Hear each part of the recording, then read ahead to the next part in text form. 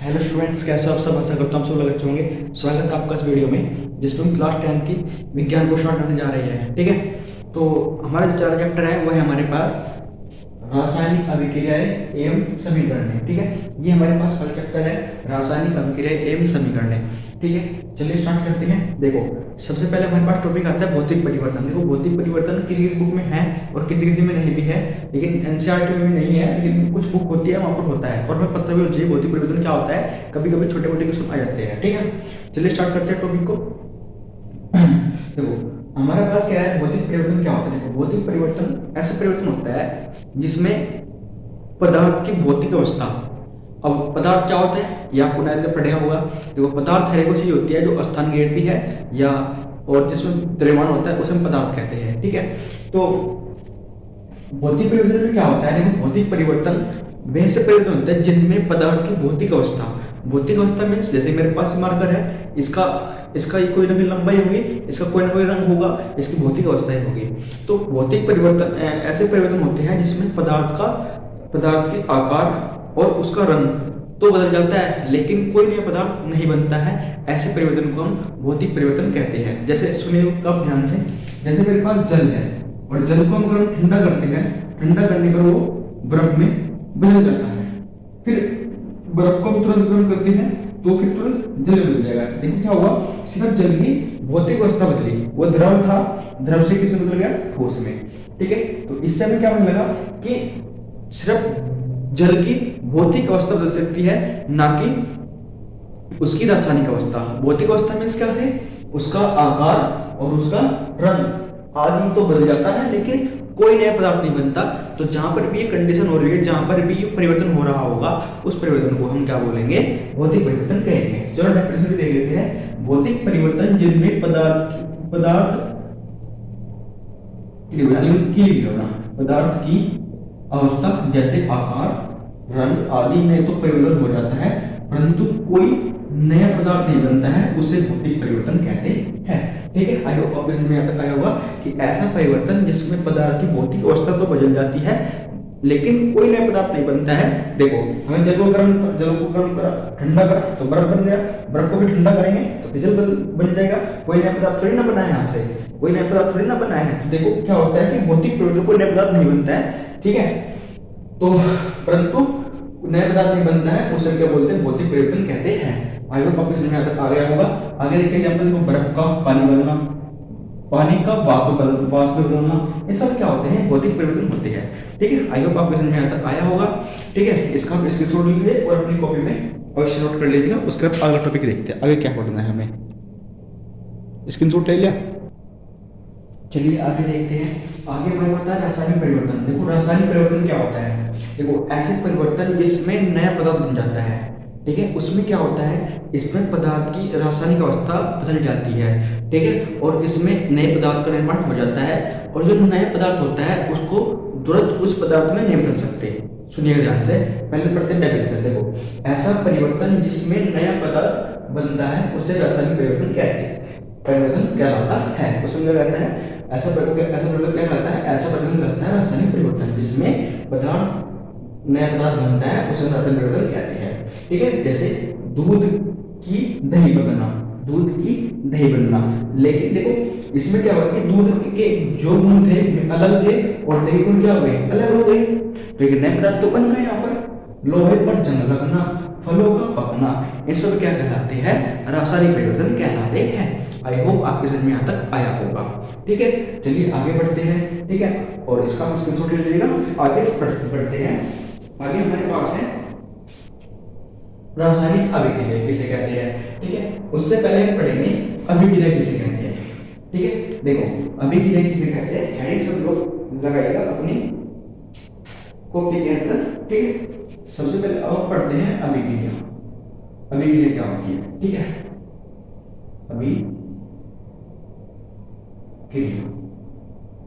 अभिक्रिया किसे कहते हैं। ठीक है, अभिक्रिया। ठीक है, अभिक्रिया किसे बोलते हैं, रिएक्शन। ठीक है, चलिए देखो, अभिक्रिया क्या होती है। देखो, किसी पदार्थ में, उसके संगठन में, उसकी संरचना में जो परिवर्तन होता है उसे हम या उसके गुणों में जो परिवर्तन होता है उसे रासायनिक अभिक्रिया कहते हैं। अब बात आई है कि संगठन क्या होता है। संगठन होता है कि वो पदार्थ किन किन चीजों से बना है, और संरचना मीन्स वो ठोस है, द्रव है, गैस है, और गुण मीन्स उसके गुण कैसे हैं। इनमें जो भी परिवर्तन होता है उसे अभिक्रिया कहते हैं। और अभिक्रिया हमारे पास दो प्रकार की होती है, नाभिकीय अभिक्रिया और रासायनिक अभिक्रिया। ठीक है, सबसे पहले मैं लिखता हूं इसकी में। ठीक है, किसी पदार्थ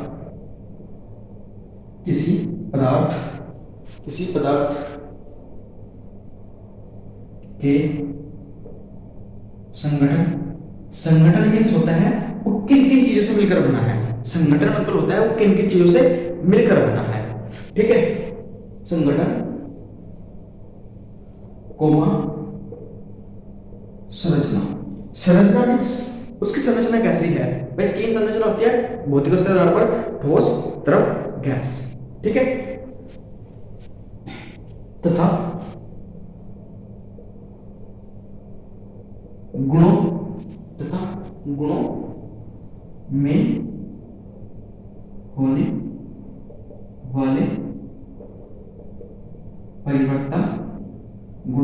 वाले परिवर्तन को अभिक्रिया कहते हैं। ठीक है, देखो किसी पदार्थ के संगठन। ठीक है, संगठन मीन्स क्या होता है कि वो किन किन चीजों से मिलकर बना है। कोमा संरचना मीन्स उसकी संरचना कैसी है, ठोस है, द्रव है, गैस है, तथा उसके गुणों में जो होने वाला परिवर्तन होता है उसे हम अभिक्रिया कहते हैं। आई होप आपको समझ में तक आया होगा। ठीक है, उसके बाद जो हमारे पास अभी हम आगे बढ़ेंगे अभिक्रियाओं के प्रकार। Type of reaction.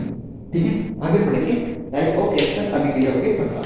अब अभिक्रिया हमारे पास दो प्रकार की होती है। आपने पढ़ा होगा अभिक्रिया हमारे पास कितने प्रकार की होती है, दो प्रकार की होती है। नंबर एक हमारे पास होती है नाभिकीय अभिक्रिया। ठीक है, नाभिकीय अभिक्रिया। और नंबर दो हमारे पास होती है रासायनिक अभिक्रिया, जो कि हमारे पाठ का नाम भी है। ठीक है, नंबर दो हमारे पास क्या होती है रासायनिक अभिक्रिया, जो हमारे पाठ का नाम भी है। ठीक है, अब नाभिकीय अभिक्रिया तो हमारे पास है नहीं सिलेबस में, तो इसलिए हम पढ़ेंगे रासायनिक अभिक्रिया के बारे में कि रासायनिक अभिक्रिया क्या होती है। ठीक है, तो देखते हैं रासायनिक अभिक्रिया हमारे पास क्या होती है।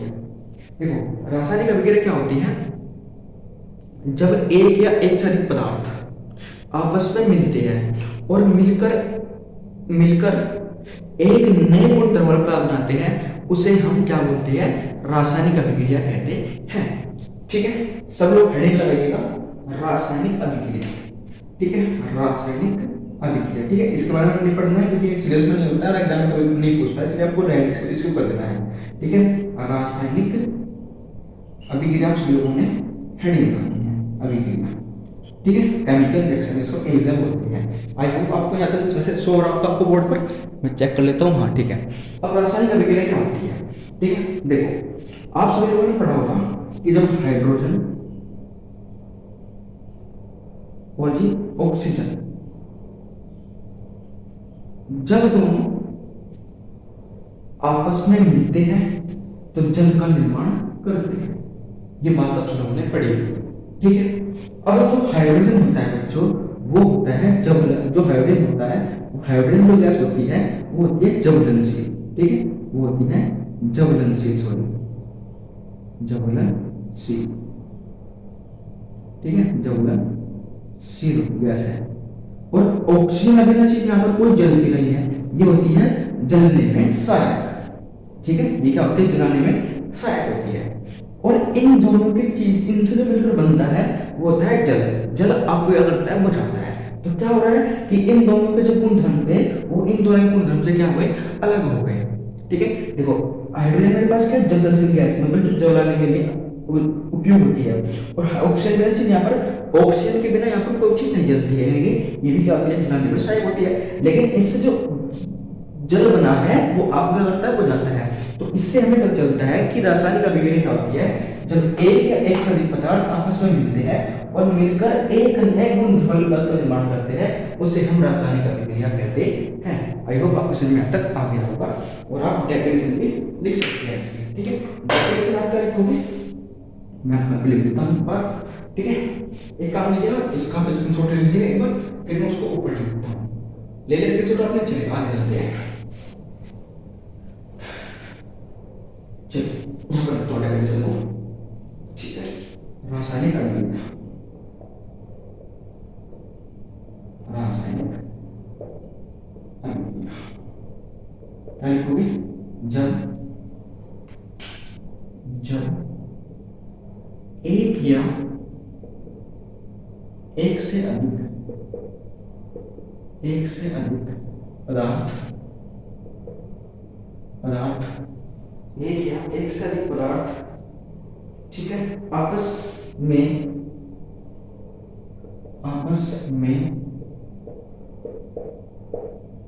मिलकर, ये लिख सकते हो संयोग, ठीक है, संयोग करके, ठीक है, करके नए गुणधर्म वाला, ठीक है, नए गुणधर्म वाला पदार्थ बनाए, नए गुणधर्म वाला पदार्थ, ठीक है, नए गुणधर्म वाला पदार्थ बनाते हैं उसे रासायनिक अभिक्रिया कहते हैं। उसे रासायनिक अभिक्रिया कहते हैं। क्या होता है कि जब एक या एक से अधिक पदार्थ आपस में मिलकर एक संयोग करके नए गुणधर्म वाले पदार्थ बनाते हैं, उसे रासायनिक अभिक्रिया कहते हैं, ठीक है। जब भी एक या एक से अधिक पदार्थ आपस में मिलते हैं और मिलकर एक नए गुणधर्म वाले पदार्थ का निर्माण करते हैं, उसे हम रासायनिक अभिक्रिया कहते हैं, ठीक है। जैसे एग्जाम्पल के तौर पर समझ सकते हैं, एग्जाम्पल आप लिख सकते हैं यहाँ पर हाइड्रोजन प्लस ऑक्सीजन दोनों मिले और मिलकर क्या बना, जल। तो यहाँ पर क्या होगा, एक या एक से अधिक पदार्थ है और उन दोनों ने मिलकर एक नए गुणधर्म पदार्थ बनाया है, जल। उन्होंने मिलकर एक नए गुणधर्म पदार्थ बनाया है, जल, ठीक है। तो इसे हम क्या बोलते हैं, रासायनिक अभिक्रिया कहते हैं। अब हम पढ़ेंगे रासायनिक अभिक्रियाओं के प्रकार, ठीक है। प्रकार हम पढ़ेंगे, ठीक। सबसे पहले प्रकार होता है हमारे पास, होता है संयोजन अभिक्रिया। नंबर 2 हमारे पास होता है वियोजन अभिक्रिया, ठीक है। नंबर 3 हमारे पास होता है यहाँ पर विस्थापन अभिक्रिया। नंबर 3 हमारे पास होता है यहाँ पर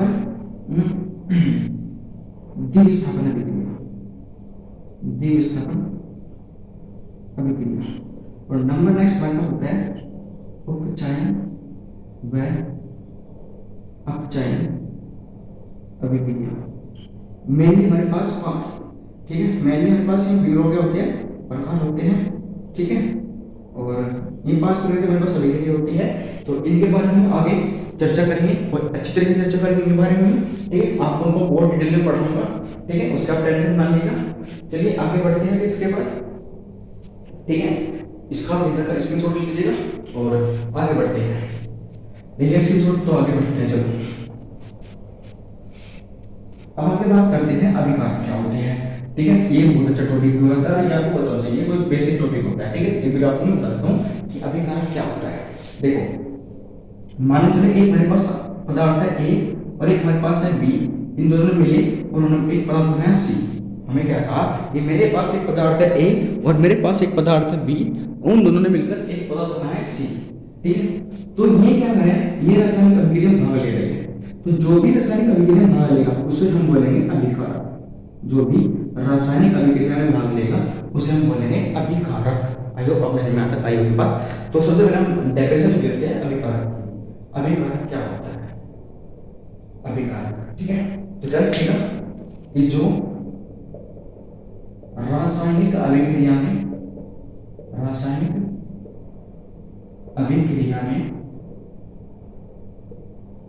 भाग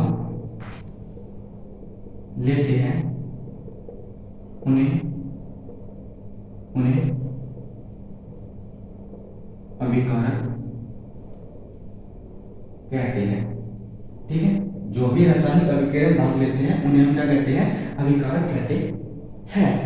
आपके समझ में होगा कि जो भी रासायनिक अभिक्रिया में भाग लेगा उन्हें हम क्या बोलेंगे, अभिकारक कहेंगे। ठीक है, आगे बढ़ते हैं। आगे आते हैं, एक टर्म होती है उत्पाद। उत्पाद क्या होता है, जो अभिक्रिया के फलस्वरूप बनते हैं। अभिक्रिया के फलस्वरूप क्या बना मेरे पास, सी। जो अभिक्रिया के बाद बनते हैं उन्हें हम क्या बोलते हैं, उत्पाद बोलते हैं। या जो अभिक्रिया के फलस्वरूप बनते हैं उन्हें हम क्या बोलते हैं, उत्पाद बोलते हैं। तो हम लिख सकते हैं डेफिनेशन में आप लोग कि जो